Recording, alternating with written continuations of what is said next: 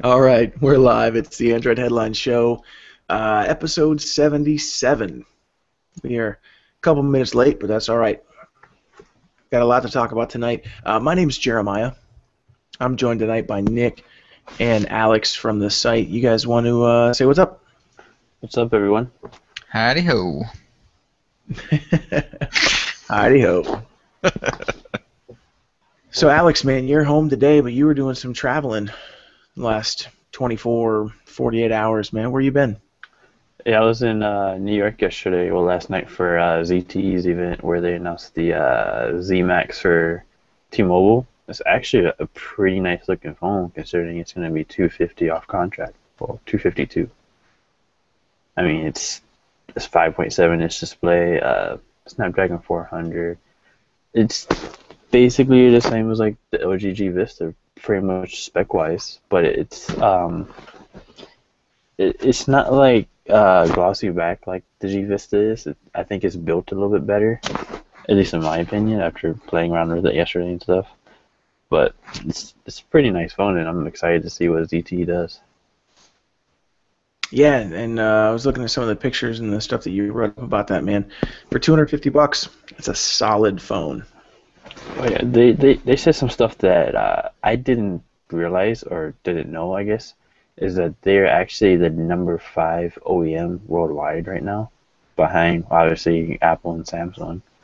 I didn't expect them to be number 5. I figured like 6, 7, because obviously they're huge in China and Asia, but here they're kind of large here too. I guess number 2 in prepaid for smartphones, and they put out a lot of stuff on Boost Mobile, Virgin Mobile, T-Mobile prepaid, but it's not specifically ZTE devices. They're devices that the carriers like named, like the Boost Max that's on Boost Mobile. But they're gonna get rid of that and just go with ZTE now because they figured out that they can do better marketing when they put the ZTE logo on their phone. Yeah, HTC did the same thing years Yep. back. So that's I'm not surprised to see them go that route. That's pretty cool. I know it's been a busy day for you, man. You caught like 4 flights in the course of 24 hours or something like that. So. Yep. Then went to class and came home and now I'm here. Rocking and rolling, man. That's awesome. That's good stuff. So, like I said, we got a lot to talk about. We got Android Silver stuff, a whole bunch of Android One stuff as well. A bunch of devices were announced this week. That's exciting. Sony is unfortunately losing a bunch of money on their Xperia devices. We are going to jump into that ZTE Z Max that you went to the event for. Hangouts got full Google Voice and SMS integration last Friday. That was the highlight of my month, probably. Been waiting on this for over a year. It's finally happened. But let's jump into the news. So Android Silver has apparently been put on the back burner. It is basically not happening. We thought that it was going to happen sometime in 2015. Now it's not happening at all, or at least it's been shelved for a while. So Android Silver was supposed to be Google's kind of attempt at getting into retail stores, either at wireless carriers or Best Buy, that kind of thing. They were going to have their own setup, their own like kiosk for Android Silver devices, and it was going to be high-end devices that you could get with Google branding. Kind of a Nexus program, but on a retail level. Yeah, there was a rumor that LG had one that was coming out, I think Q1. It was supposed to have like a Snapdragon 810, which is a 64-bit processor. Probably one of the first to have it if it does still come out, or unless it comes out as something else. Yeah, and now that is all according to the information. That's all been put on the back burner, and it's not going to happen. And when the information says something like that, it's probably a good idea to believe them because I don't think they've been wrong yet.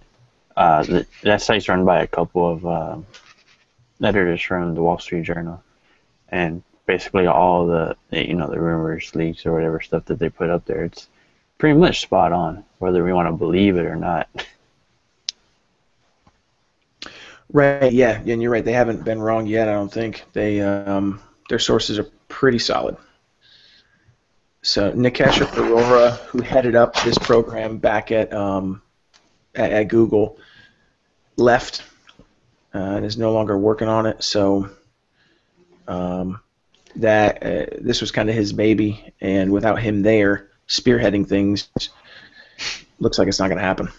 Yeah, he actually left I think a month or two ago, because I remember writing something up about him officially leaving. But I guess nobody put it together until now. Yeah, well, and when there was speculation when he left that it might be done, the Android Silver might be done. So this reminds me of Google Plus. Yeah. Yep. And we haven't seen any major updates out of the Google Plus field since that guy left. I can't remember his name right now. Vigandotra. Thank you. I couldn't remember. We've had a lot of that lately, though. We had later on we'll talk about the Motorola thing, but we had another one today, just like out of left field. Hey guys, I'm out of here. See ya. It's like God, another guy. What the heck? I don't know what's wrong with me tonight. I can't remember anybody's name, but the guy who left for Xiaomi, Google guy. Hugo Barra. Yeah. Thank you. See, that's why you guys are here for a reason. Between Google and Motorola, they've been losing people left and right. Now Motorola we kind of expected, especially after Lenovo was buying them. Motorola makes Google sense. It's I mean, that deal's still not final with Lenovo, so I don't know what's going on with that and why it's taking so long. Hopefully we find out something about it soon.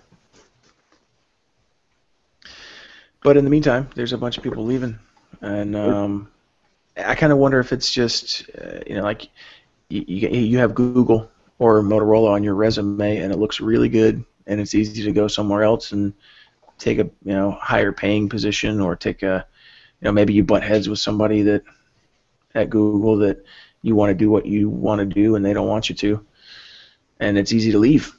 It's easy to go to another company that like Xiaomi that's expanding like crazy, or Facebook or some of these other big companies are looking to poach Google employees all the time. That was Hugo's issue. He wanted to do something Sergey Brin wanted to do. Yep. And so you get poached. And then, Dennis Winside, he left Motorola to be, CEO of Dropbox, which is a pretty big deal because he's basically the first COO, because the other guys didn't really have, the business background. They're all, technical and stuff. So it's a big deal for him to go over there, which I can understand why he left. And it kind of comes with the territory a bit. Yep. When you're high up in a big tech company, people are going to be coming after you. They want you to work for them. Yep. It seems like it's happening a lot with Google, but that's probably because we follow them so closely compared to Apple and Microsoft. People leave those companies all the time as well. Apple's iOS head guy left a couple years ago, or maybe he got let go, something like that. But I mean, we don't really pay attention that much to Apple as we do Google because, well, that's what we cover. Right. But you're absolutely right. It does happen more than we talk about. So. Yep. So yeah, no Android Silver. That's good because that means the Nexus program is probably safe. There was rumor for a little while that Android Silver might replace the Nexus program, or even even just downplay the Nexus program a little bit for consumers at least. Yeah, and and you were talking about the storefront stuff. I would really love to see with this next Nexus, Google really ramp up retail stuff, because the Nexus name I think has become very popular. There's a lot of people at work that aren't tech people that know what a Nexus is. Just in general, I think that brand is starting to become very strong, and if you can get a presence out there like Apple has with their stores, where somebody can walk in if they got a broken screen and get their device replaced, or do warranty exchanges or whatever, that kind of stuff I think really would help Google a lot. Yeah, they've already kind of stepped up. I know in Best Buy they have the area like Samsung has. Obviously Samsung's is a lot bigger though, but Google has that little display for Chromebooks and Chromecast, and the Nexus devices are there. I think I know the Moto 360 Best Buy stores now, and I'm assuming the G Watch and the Gear Live will be there soon as well. Yeah, if they're not Yeah. already. I was gonna say, I thought all the Android Wear stuff was there. I don't know if the G Watch and the Gear Live is there, but I know Motorola said that the 360 is in select Best Buy stores when they launched it. Yep. Unfortunately, I think it's not very likely for us to see the Nexus devices in retail stores. That's Not just at about. all. Right, right. But, and that's kind of where Android Silver was going to come in and fill that gap. So, with that being that on the back and, burner. Yeah, that and getting devices like that on CDMA carriers, like mostly Verizon now, because Sprint did get the Nexus 5. Yeah, that's a little bit more of a tough thing. Google and Verizon don't have the best relationship after the Galaxy Nexus, and it's not cost effective for Google necessarily to make CDMA devices for Sprint and just for Sprint when they can make a GSM device that works on T-Mobile, AT&T, and Unlocked.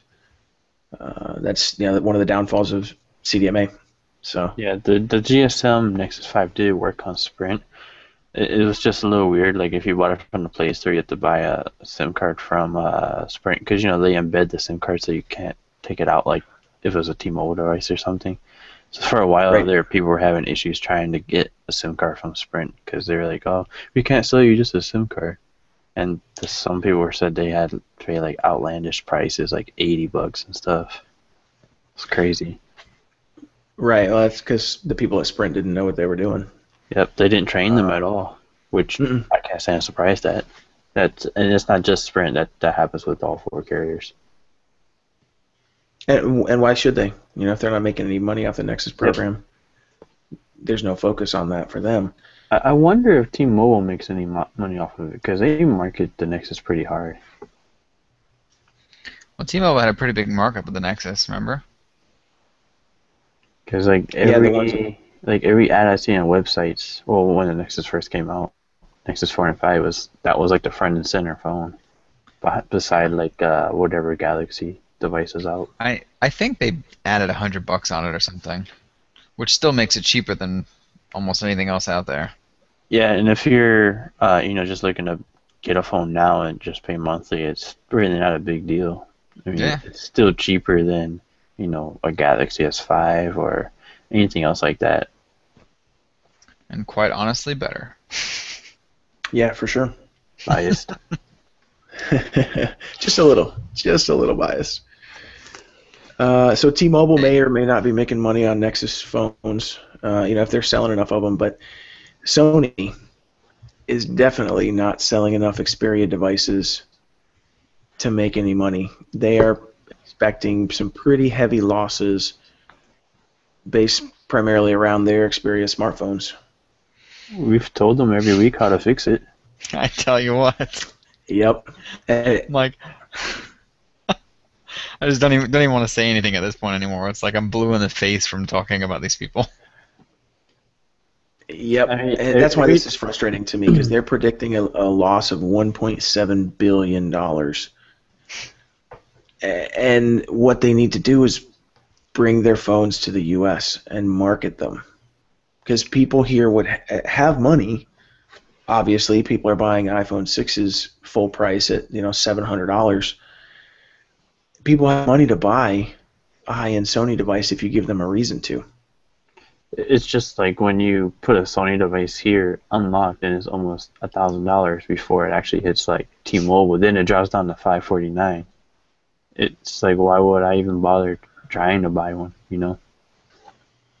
And people don't know that Sony sells phones. The average consumer in the U.S. think that Sony makes TVs and Blu-ray players and cameras and movies. PlayStation. Sony motion pictures, yeah, the PS4. Because right now there are 2 businesses that are losing money: is the TV business and their mobile business. The camera and well, basically all their movies and stuff in the PS4. That's what's keeping them in business really right now. Yep. Yeah, and here's an idea. How about we get rid of this 6-month flagship crap and stop alienating people who just bought a phone? What do you mean 6 months? They just keep releasing the same thing every few months. It's just Samsung. No. Well, that makes it even worse. It's like the appearance of a better phone every 6 months, But which it's pisses off the customer that just bought your latest phone. just like minor things. I'd probably say the biggest difference between the Z1 and the Z2 was that they went to IPS display. Yep. Which was actually a pretty big deal because then viewing angles were a lot better. Yeah, but if we went from the Z1 to the Z3, it would have actually been a substantial, something that you would buy a new phone over rather than Z1, Z2, Z3, where there was like, okay, well, from one to the next you get a better screen, and then from one to the next you get a slightly redesigned body or whatever. Like, it's just not. Well, the Z1 had a Snapdragon 800, so really the only difference is the display and the extra gig of RAM. Yeah, the 801 is almost not worth mentioning in terms of difference. Because the Z2 had an 801 and the Z3 has an 801. I mean, the only advantage that I could see to 801, I don't think Sony's using this, is like the live HDR and HDR video and stuff like that it has over the 800. They might be because they have a lot of camera apps inside their camera, like camera apps that play inside of it. Yeah, they do. I know they just launched a bunch for like the Z1S and the Z1, or like a few months ago. But the Z1S, when I was using that earlier this year because it came to T-Mobile, it had a lot of really cool features in the camera app that I really liked. They were the first ones I've used that had the background defocus on a smartphone. Then everybody else started putting it in like HTC, Samsung, LG. So, I mean, their cameras, I really like the camera on the Xperia Z series. I just wish they'd get here before they're out of date. So none of us are surprised, and we all pretty much know, maybe not specifics, but generally, one way that Sony could work on this problem. Happen? Actually, we know a couple of ways. Bring it to the U.S. and don't keep re-announcing the same thing. So they obviously have to change something. Do you think they change either one of those things, or do you think they just scale back, don't make as many mid-range phones? I think they're actually going to make more mid-range phones because right now that seems to be selling for everybody. Even looking at HTC, the Desire series, I think it was the first couple that they announced this year. They sold like 1 million in like 2 days in China. I mean, it is China, but that's still a big deal for HTC. Yep. Yeah, the mid-range stuff I think is where they need to stay. I'm fine with the higher range too, but that's if they're going to increase anything, I can see it being the lower to mid-range stuff. I mean, look at the Moto G. That was Motorola's most successful smartphone, and it was a mid-range device at under $200. Yep.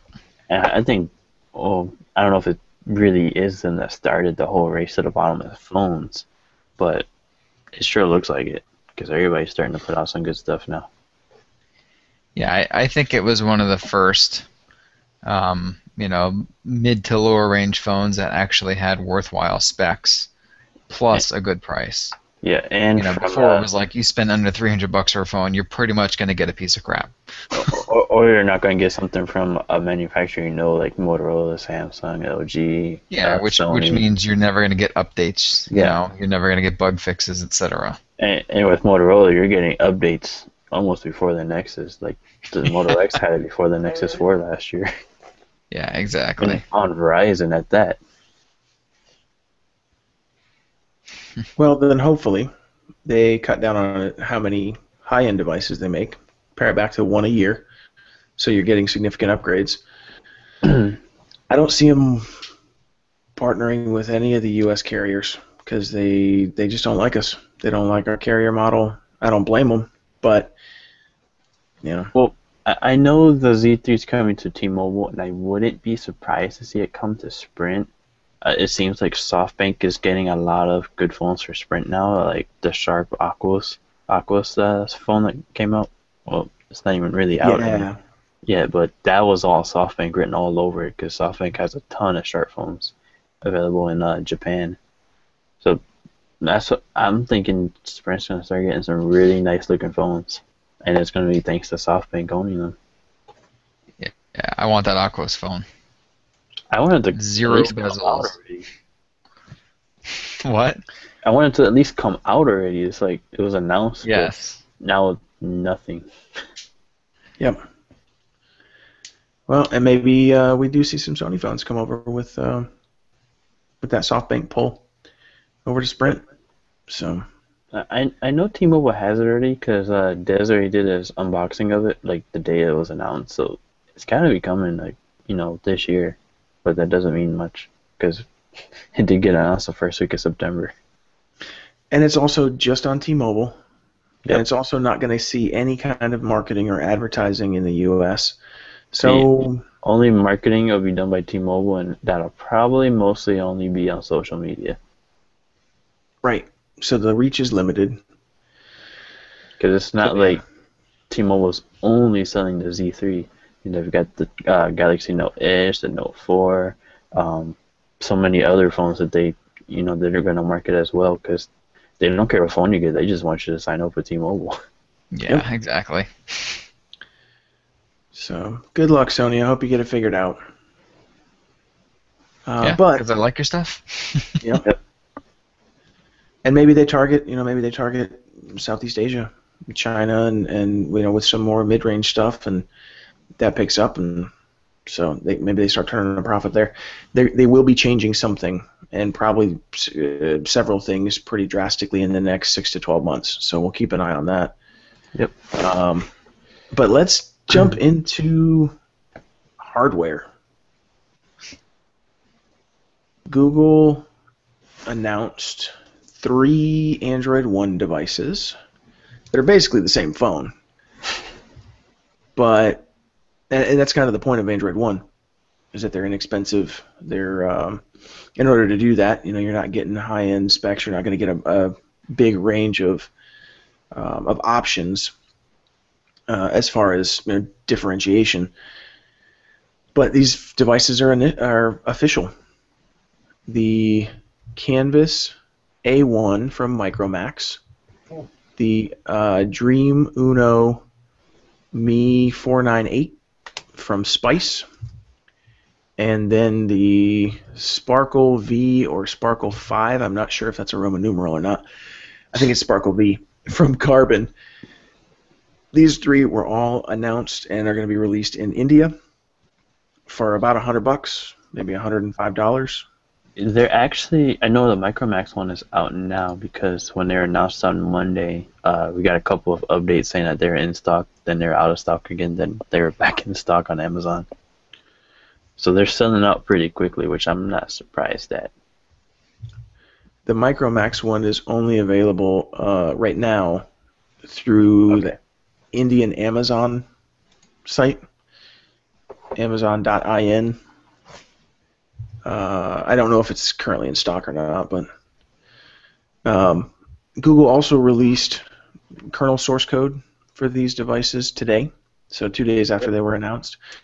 And they're all, like I said, they're all about the same. 4.5-inch displays, a gig of RAM, 1.3 gigahertz processors.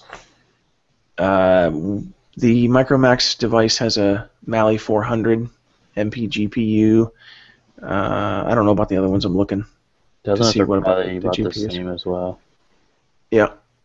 I do know that the Spice Dream Uno has a MediaTek chip in it. That I'm not surprised at. MediaTek is really big over there, and well, mostly just Asia. There's a few devices over here, but it's mostly Asia where they are big at right now. Yeah, they're all MediaTek, aren't they? All 3 of them? Yeah, I think the other 2 are also MediaTek processors. Because they're cheaper and they're made for over there basically. They're made for dual SIM phones, which I believe all 3 are. I know at least one of them are or is. Yeah, they all just say like 1.3 gigahertz quad core, which is probably MediaTek.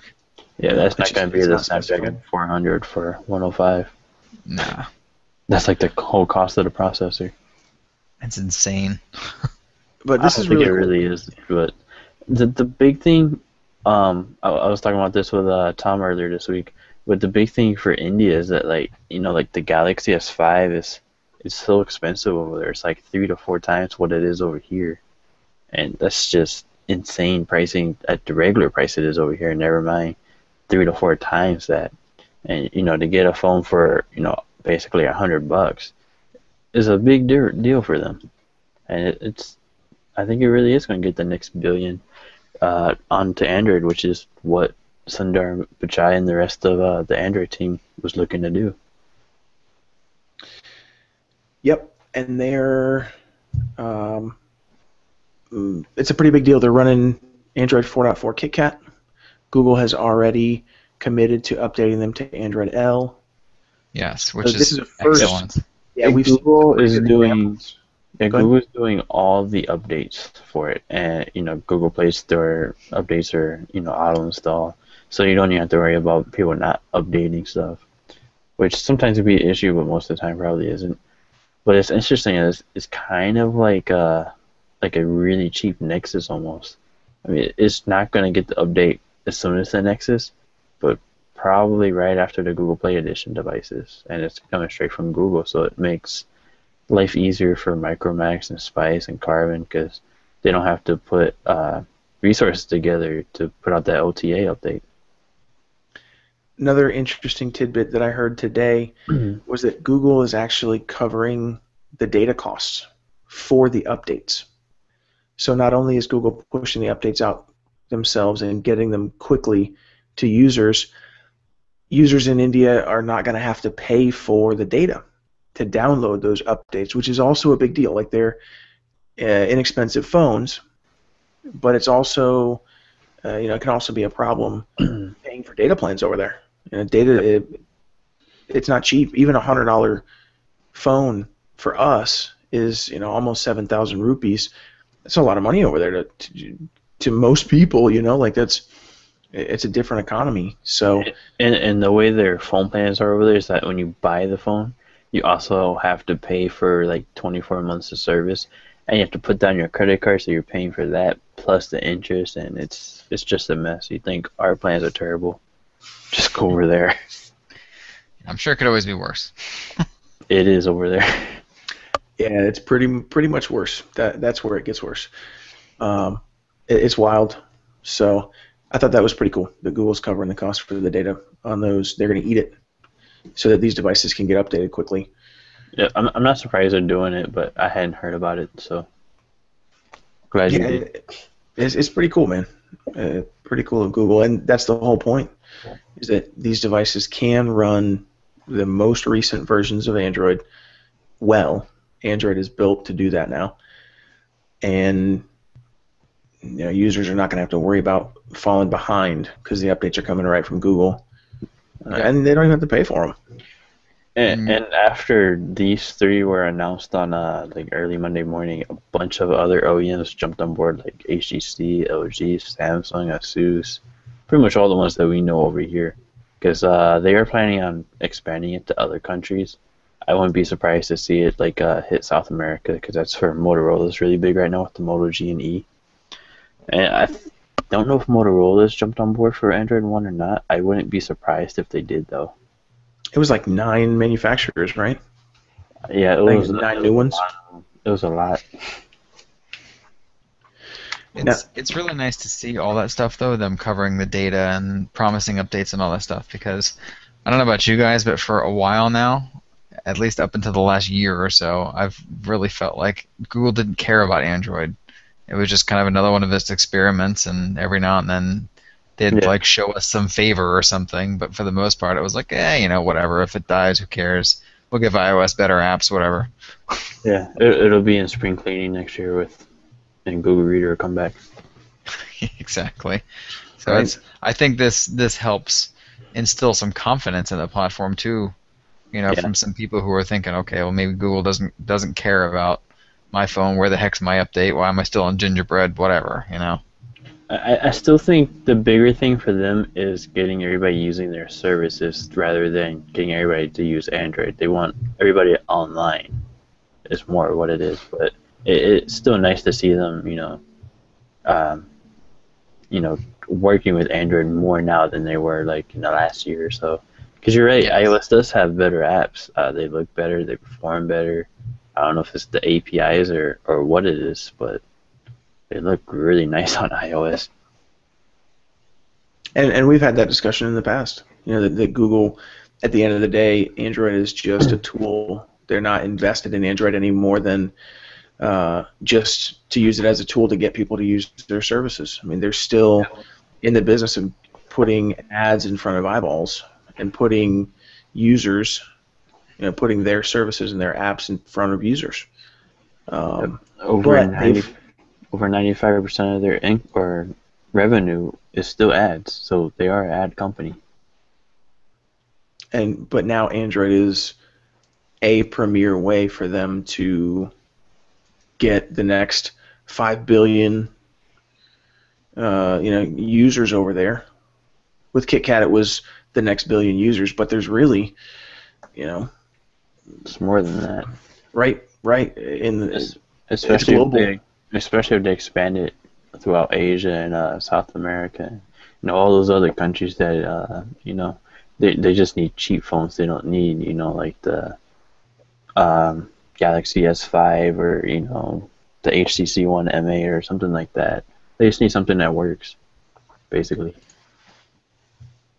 Now I did also hear that these companies, Spice and Micromax and what was the third one? We're drawing a blank on a car. Yep.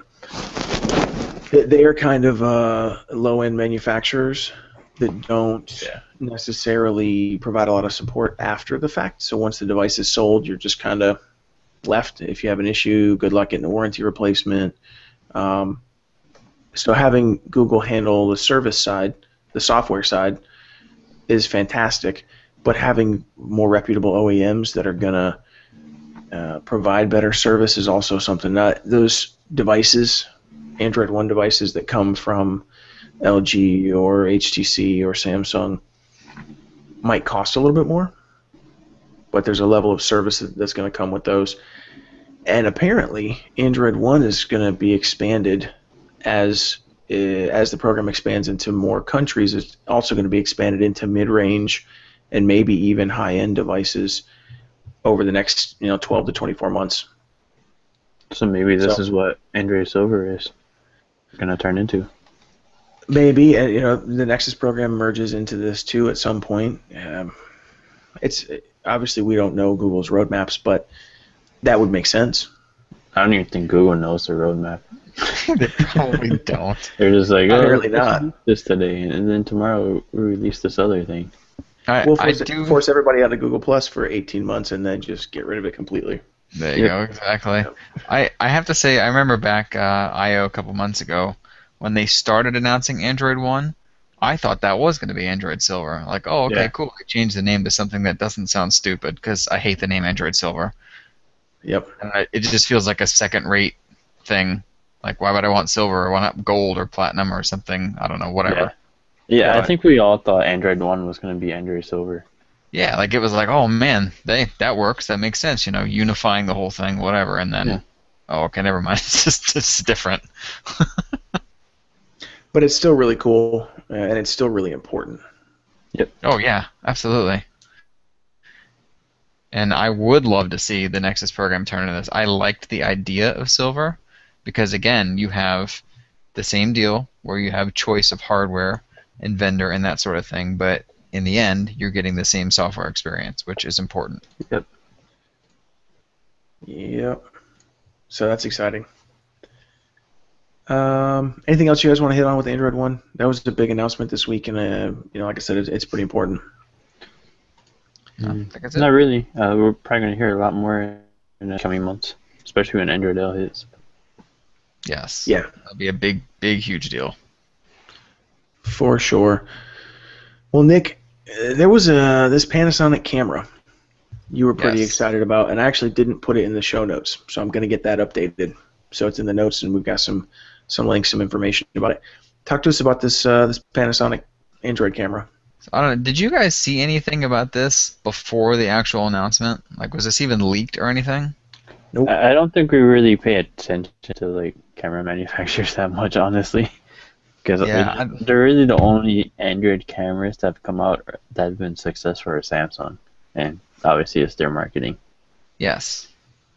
Yeah, so, alright, basically, now I'm wondering if the smartphone thing is correct or not, because I've seen that elsewhere. It kind of looks like it could be a smartphone, but everything sort of points me to this just being a smart camera that's powered by Android, sort of like the Galaxy NX, Galaxy camera, I guess. There's a handful of other ones on the market as well, but this thing is a 20 megapixel camera, and it has a 1-inch sensor on it, which is massive. The problem with most of these Android cameras is just like the phones. A lot of these manufacturers skimp on the sensor. So you might get the zoom of a proper camera lens, but the actual quality of the photos still looks like it was taken from a smartphone. This thing uses a really nice lens, which basically runs, if you know anything about f-stop, from 2.8 to 11. So you have a full range that you would have in like a proper camera lens on an SLR or something. You have a really nice zoom on it as well. So just in general, this is a really quality lens. It's a really quality sensor. It should take sweet photos. It records in 4K, which is nice to see. Most dedicated cameras just don't do that, which is, I guess, ironic since we get that out of our phones anymore, but whatever. I think the important thing here is that this should be a smartphone unless everyone's wrong, and it's powered by a Snapdragon 801. It's got a 1080p display. It's a 4.7 inch, so you're going to have to give a little bit on the display size if you like the bigger ones, but for that camera, I'd say it's totally worth it. It runs KitKat. It's got a decent-sized battery. I mean, pretty much everything points to this thing being absolutely incredible if you're a camera person. Snapdragon 801. Yeah. I mean, it's a friggin' flagship. Yeah. Like, comes out of nowhere. The one thing I've heard, because I know Nikon has done a couple Android-powered cameras, is that it's usually a little bit laggy, like, going from the camera into other things. I didn't notice it on the Galaxy camera, but then that was like over a year ago that I used it, so kind of hard to remember back then after using so many devices. Hopefully there's no lag on this one, because I know that's been a big issue. But specs-wise, it's pretty close to what the Sony RX100 has, and that's my main camera. Yeah, sorry about that. My Hangouts keeps crashing tonight. That's all right. Thanks, Google. I could use a little less lag on this laptop. That'd be great. Blame Microsoft. Blame Microsoft. I'll blame Chrome too. Whatever. Chrome.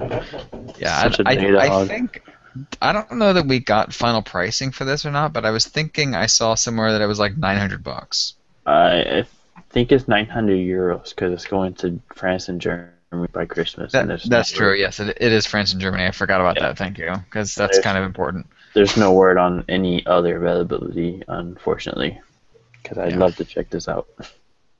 And given the fact that it's this specialized, I would not expect updates for it ever. As long as it works. I mean, the only update I'd want is, make sure the camera's working. I wouldn't want to carry it around as a phone, even though you could.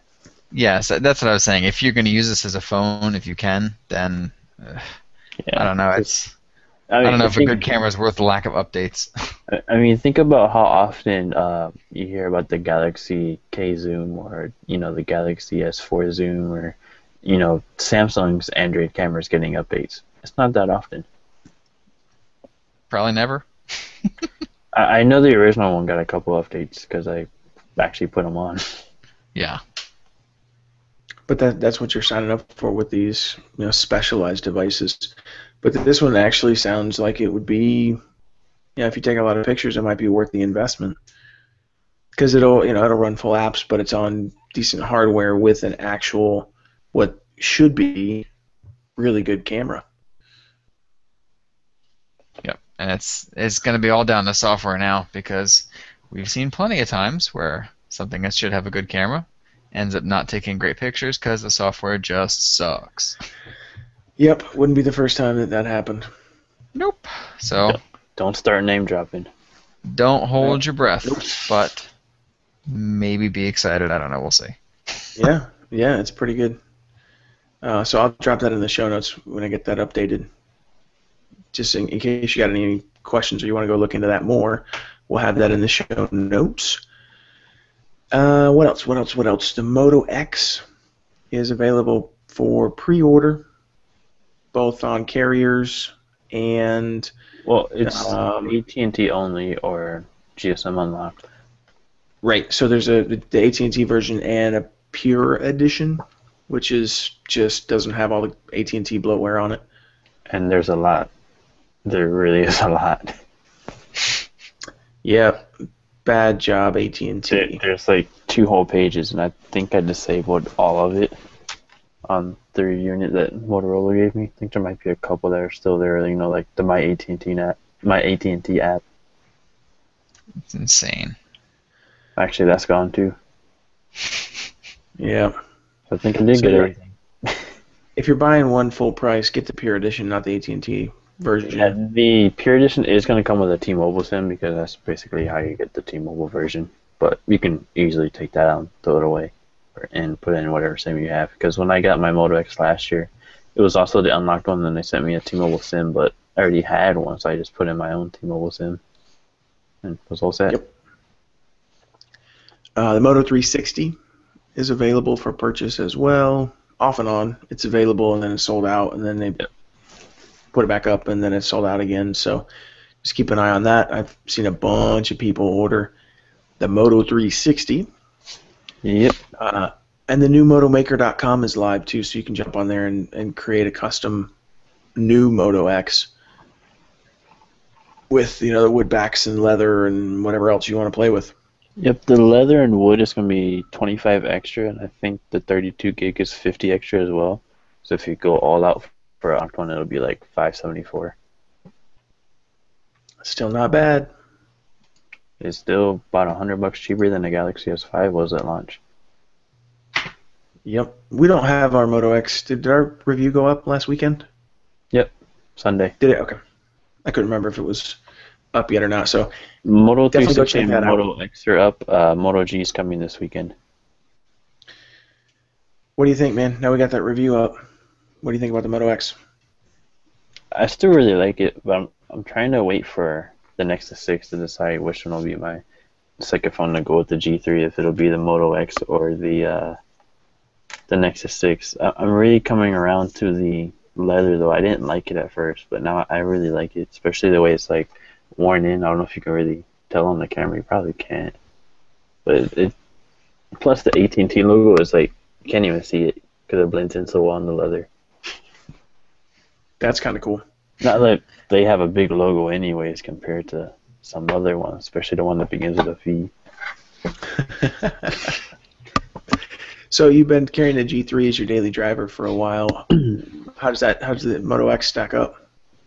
For me, battery life is, it's almost the same. It's a little bit worse, but not much. I mean, it still gets me through the whole day. It's just a little bit tighter. I mean, I'm also going from AT&T to T-Mobile, or T-Mobile service to AT&T service on the Moto X right now. And with the traveling I've been doing lately, the AT&T is really coming in handy. The camera, I mean, I've been able to get some pretty good shots out of it. I've heard a lot of other people haven't, but I think it takes some really good shots, especially with the dual flash on the back with the camera ring, which I mean, people don't like the way it looks, but I think it looks good in person. Does it make the flash usable? That's the important thing. Yep. Let me see if I can find. There was a picture I took with the flash because I forgot to turn it off. Well, you probably wouldn't be able to see it on here anyways, but it actually worked pretty well. So there it is, a picture of my Sony RX100. It hit the camera, So it actually came out better than like I've done with the G3 and pretty much any other phone really. That's one of the pictures I always take for a review. But for the most part, I haven't really needed the flash because in low light, it's even done pretty well for me. I mean, it's not perfect, but I mean, name a camera that is perfect. Well, and it's good because the camera on the first Moto X was pretty much poop. And the camera's in the Play Store, so you're gonna get updates. Well, pretty much the whole phone is in the Play Store now. Yeah. Software-wise. Motorola's been pretty good about that for the Moto X. But I'm excited to see that battery life is still good and the camera is much improved. It doesn't need to be perfect. If you don't need it needs to be good.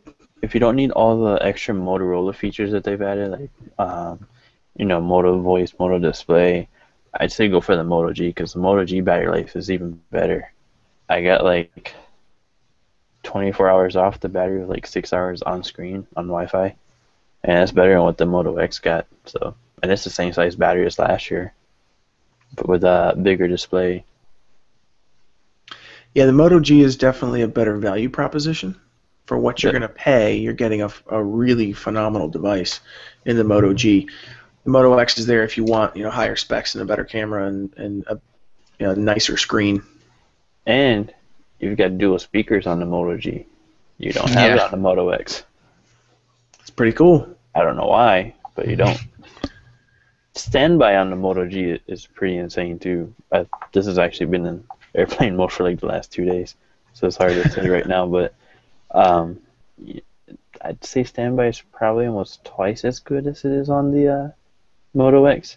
Like when you put your phone like at night, it'll wake up to check things. This thing doesn't wake up at all. It just stays asleep. Nice. But it still gets everything. So I don't know what they've done, but it still like pulls down all my email and stuff like that during the night. It's magic, dude. It's magic. Moto Magic. Yep. Wasn't that the name of a phone? Probably. I think it was. It sounds like it was. Well, cool. So you can go check out the reviews we got up for the Moto X and the 360. Other hardware stuff. The ZTE Z Max. So you were just at that event last night. Talk to us a little about that too, just kind of briefly. It's not a high-end phone, but ZTE is making a bigger push into the U.S. Yeah, it's actually a really nice phone. I actually really liked it. I took some pictures of it side by side, like the LG Vista, and they're both 5.7-inch displays. The ZTE Z Max is a little bit taller. They do have narrow bezels, but they're just not LG narrow. They're still pretty small compared to like other OEMs, even going into like Samsung and HTC. There's a couple of pictures comparing it next to like the Moto X and the OnePlus One as well. I really liked the device. It felt really good in hand. Like I think it felt better in hand than the LG Vista did, which is one of the other phones that I have right now. Snapdragon 400. I think it's 2 gigs of RAM with 16 gigs of storage. 5.7 is HD display, so 720p. 3400 milliamp battery, and the G Vista has a 3200 milliamp, and I mean it got me like 5 hours on LTE, 5 hours on screen on LTE yesterday, along with some mobile hotspot going on. So when they say 2 days of battery life with the Z Max, I'm pretty sure I'm gonna believe it right now, until at least I can get use one for a few days and see how well it really works. But I haven't really had much time with ZTE's devices, other than the hands-on yesterday. So I'm excited to see how well it works. Hopefully they send one soon because it's going to be in stores next week, and it'll be $250. I think it's zero down. Want to go the EIP route. So it's a nice. Uh-oh. Will you repeat that real quick for just the pricing? We caught a little bit of lag there. Yeah, the pricing is $252 off contract, and zero down, $10.50 a month on T-Mobile if you want to go, the EIP route that way. Nice. That is not too shabby at all. So It's cool. not gonna What compete else? with like the Galaxy Note 4, but it's about a third of the price. Yeah, if not a little less. Yeah, because Right. the Note is usually 650, $700, and this is 250. Yeah, and we were talking a little bit earlier about mid-range phones selling really well. That's going to happen here in the U.S. too. So ZTE is Although going to take advantage of that. I did think it was funny that them comparing the price of the Galaxy Note 3, the O3, the HTC One Max to the Z Max. You just can't compare all those together. Well, maybe the One Max, No. but not the Note 3 and the G3. Nope. But that's okay. We'll give you a pass on that one, ZTE. Thanks. I'm glad that they're making a move into the U.S. That's pretty cool. Yep. Making a bigger move, I should say. The only other hardware news we saw this week was some more Oppo N3 leaks, and nothing official, but go check out the leaked images that we've got from, I think those hit yesterday maybe. Yeah, It looks much better than the original leaks that we saw that had like a big tube-looking deal on the top of the phone I don't know what that was. that was awesome. to house the swivel camera. Yeah, it was pretty ridiculous. The new ones look like the swivel camera on the N1, like it's flush, which is how it should be. Yeah. So, but yeah, so let's switch gears a little bit. Let's talk about some software. Biggest news this week was Hangouts finally getting full Google Voice integration.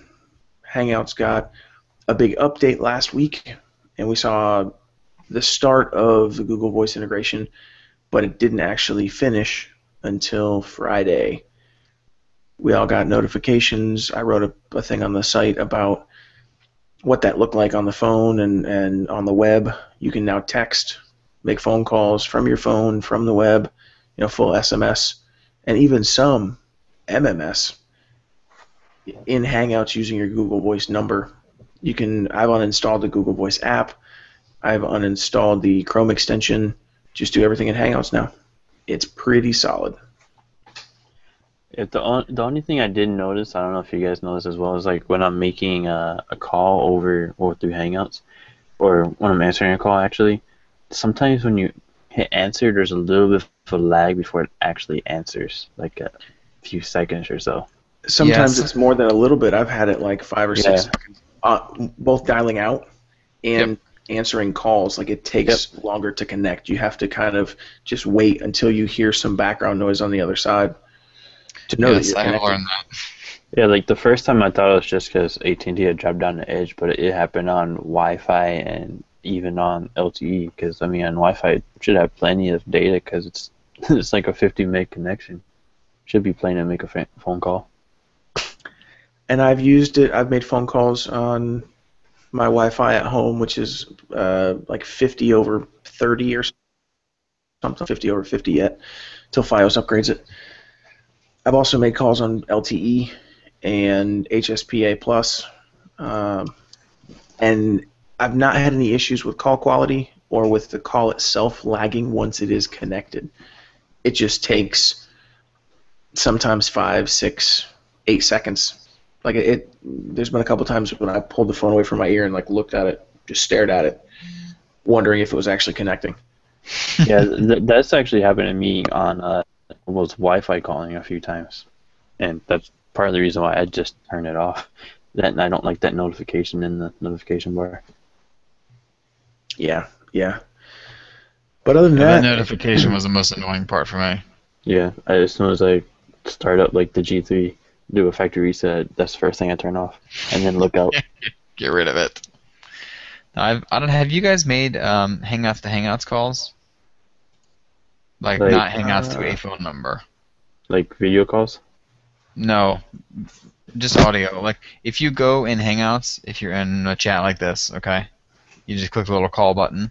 It'll ask you, like if the contact has Hangouts and a phone number, you click the one that says make a Hangouts call. And I think that's the one that I was saying where you can switch back and forth between video or audio only or whatever. But Oh. I'm pretty sure it's the same quality as HD voice.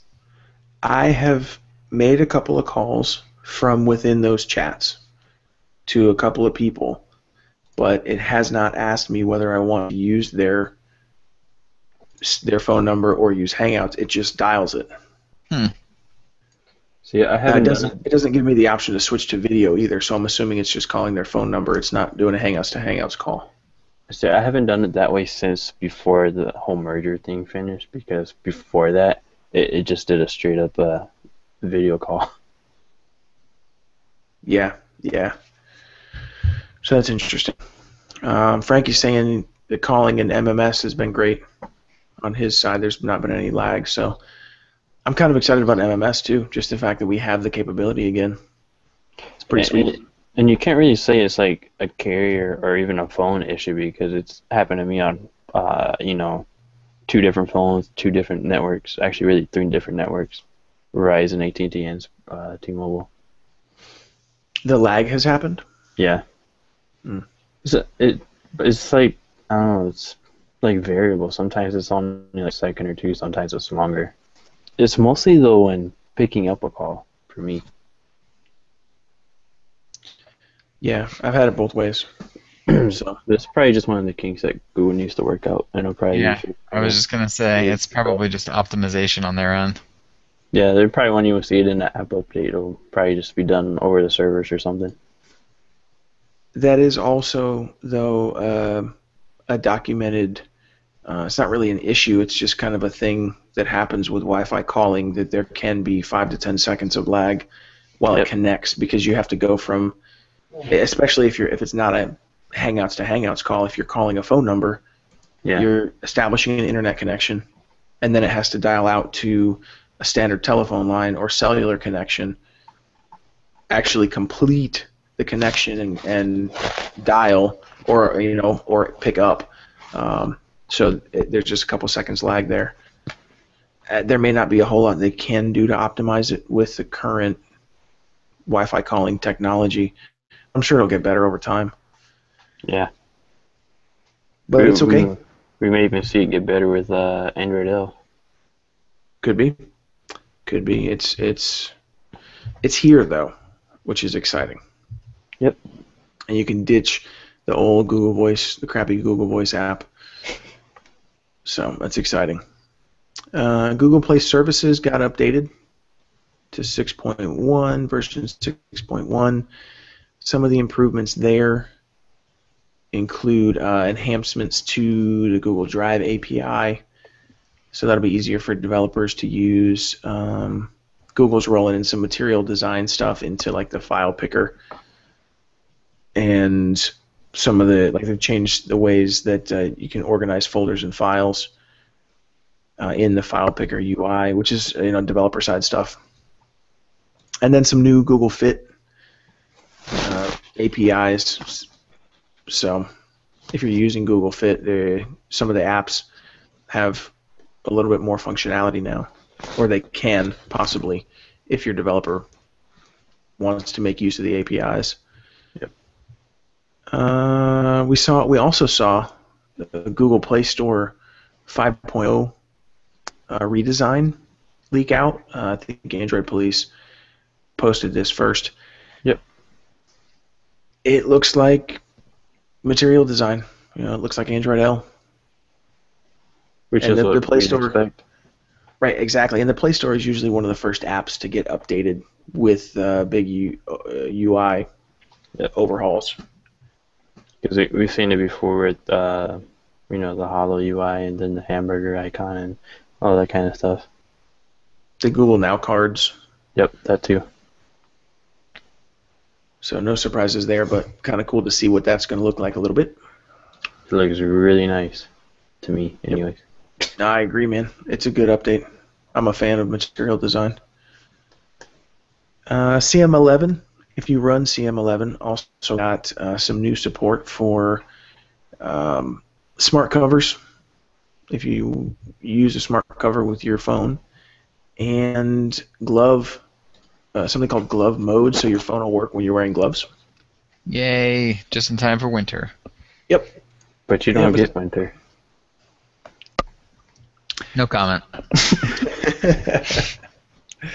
Yeah, you're not going to see much reason to wear gloves this winter, Nick, but that's okay.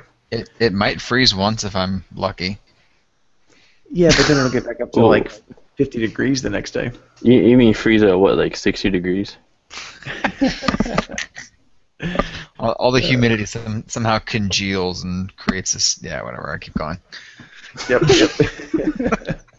So, not a huge update, and not a if you don't run CM11, or you're not a fan of installing CyanogenMod mod or some kind of custom ROM, that's not a big deal to you. But I thought it was pretty cool. They're still building in some cool features. Yeah, even with the approach of the end of KitKat here, because they just dropped off the Galaxy Nexus on this particular update. This is the last one they're ever going to give it, so that means they're pretty much done with CM11. Yep. And that's as it should be. Android L is right around the corner, so we'll see that in about a month.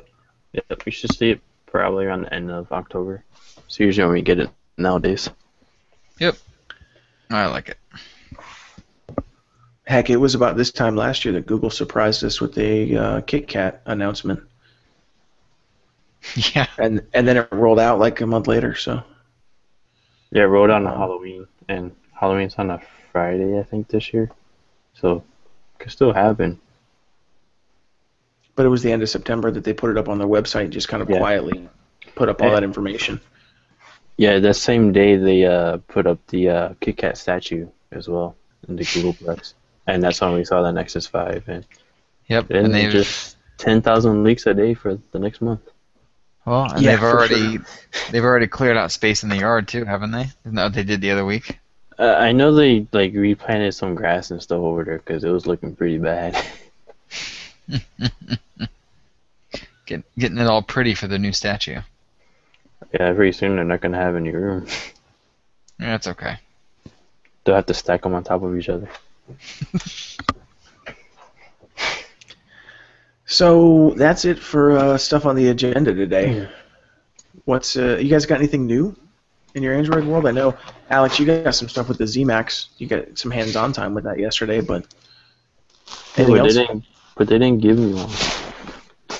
I have both the Verizon and AT&T LG Vista right now. I haven't even taken the AT&T one out the box because it came while I was in New York. But I was using the G Vista while I was traveling because Verizon was actually a lot better in New York than AT&T was. So I used them for a hotspot a lot of the time.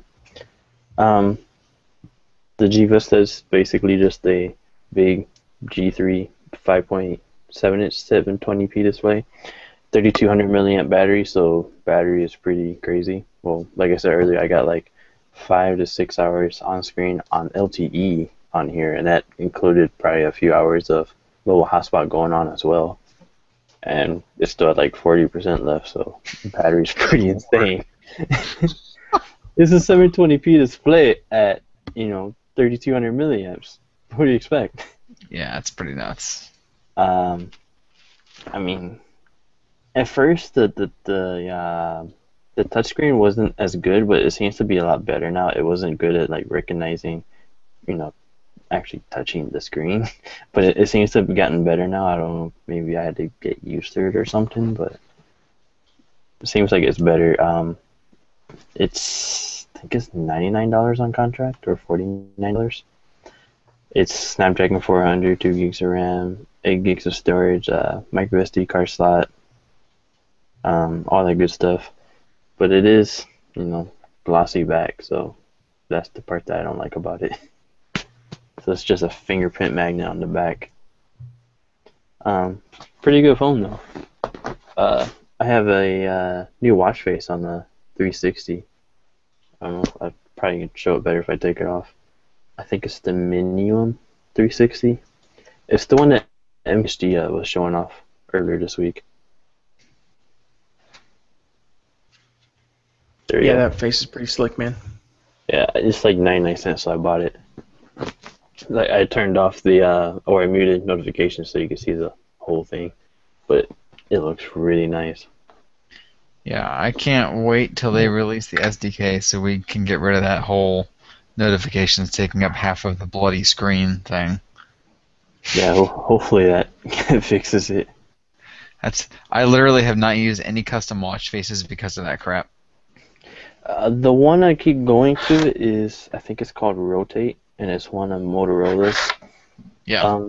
watch faces. Let me switch over to it real quick. Yeah, it's Rotate. So, I mean, the thing is that most of their watch faces don't show you the date, it's just the time. Yeah, I hate that too. That's the same problem I have with the ones on Samsungs. It's like Yeah. the one I'm using now is because it shows you the date as well, but most of them just show you the time. And it's not like there's not space for them. I don't know what their deal is. And I think that's it. That's new. I don't see anything new in my phone. So, yep. Cool. Good deal. That's what's up, man. Anything new on your end, Nick? I got 2 phones from Xiaomi to review. The first one I started on is the Mi 4, which is their flagship that just came out last month. This is like a $400 to $450 phone, depending on what size you want, either 16 or 64 gig. So we're talking a little more expensive than maybe like a OnePlus One or something. It's a 5-inch device. It's got all the same exact specs as a OnePlus One. So Snapdragon 801, 3 gigs of RAM, 1080p panel, but like I said, it's 5-inch instead of 5.5. So it's a little better size for some people. The build quality is phenomenal. It's all metal aluminum frame. Basically looks like an iPhone 4S, but a good size. My only problem with it is it also has a slick back, which coupled with the metal frame means as soon as the humidity drops, this thing's pretty much guaranteed to slip out of your hands. So I know Xiaomi sells like 12 different kinds of backs for the phone.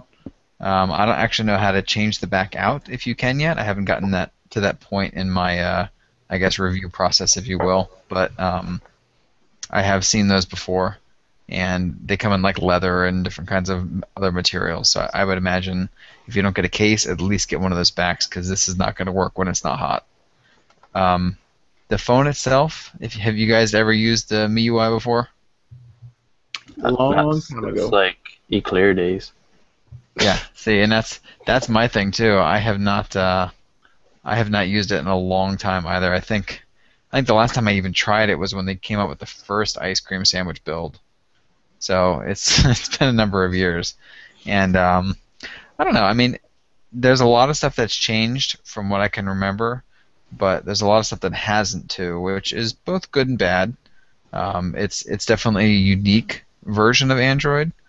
In many ways, especially in navigation, it feels a lot more like iOS, which is not necessarily a good thing.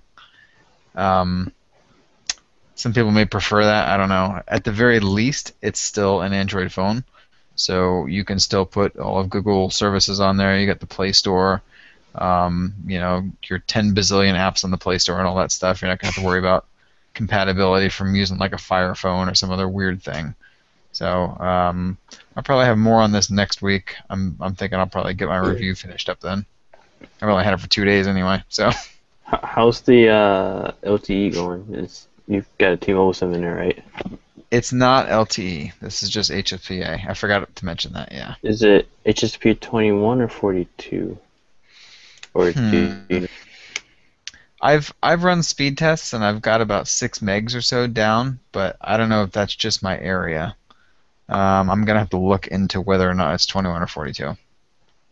I think it runs on the same network or the same band, so if it supports HSPA 42, then it's most likely HSPA 42 that you're getting.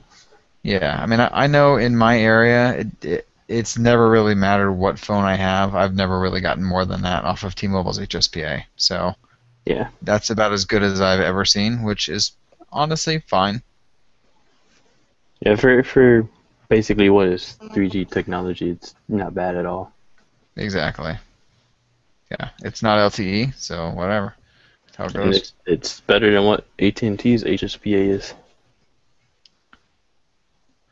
Yeah, Yeah. for sure. My problem with HSPA or HSPA Plus is always just latency. It's not necessarily speed. Yeah. The latency is just much higher, or inconsistent. Yeah, But Very inconsistent. the upload speed is always pretty bad on HSPA. Like you'll get like 6 down, but then like maybe half of one up. yep. Well, cool, man. I look forward to seeing some more thoughts on those, especially on the Mi 4. You know, as time goes by, as you get a little more time with it. So that's awesome. Yep. I really don't have much going on this week, to be honest with you. I've been using the Watch ESPN app and TuneIn Radio to follow some football stuff because I play a lot of fantasy football and want to stay up with games even if I'm not necessarily at home or whatever. So been using those. The new Hangouts dialer, the new Google Voice integration with Hangouts. We already talked about that. That's about it. I got 3 or 4 new games on my phone. New to me, at least. Star Realms, Book of Heroes is another one that I just haven't played yet. I downloaded them with the intention of playing them and haven't touched them yet. So someday, you know, I'll take the time to play a couple of those games, and we can talk about those later too. But yeah, pretty light week for me, but that's cool. That'll wrap up the Android Headline Show, episode 77. It's kind of crazy we've done 77 of these already, man. 23 So to go. Yep, counting down to the big 100. Yes, sir. I think we should just stop. We should just stop at 99. I guess we should do something big for 100. But we still got like 6 months, so. Maybe Yep. I'll make a giant birthday cake. And eat it all. Live on air. Yep. That's right. That makes for great. That'll be even better on the podcast. Just you chewing. Go every once in a while. Yeah. You go cake. That's awesome. Good stuff. Well, you can find us obviously at androidheadlines.com, on Twitter at androidheadline without the S, Google Plus, Facebook, wherever you want to get your Android news, we're there. So jump on the site, send us an email, or drop us a note on Google Plus or on the YouTube channel. Let us know if there's something you want us to talk about or whatever. We have a blast doing this, and we want to make sure that we're getting better every week. So, Nick, Alex, thanks so much for hanging out, man. It's always a good time. Yep. See everybody next week. Same here. Later.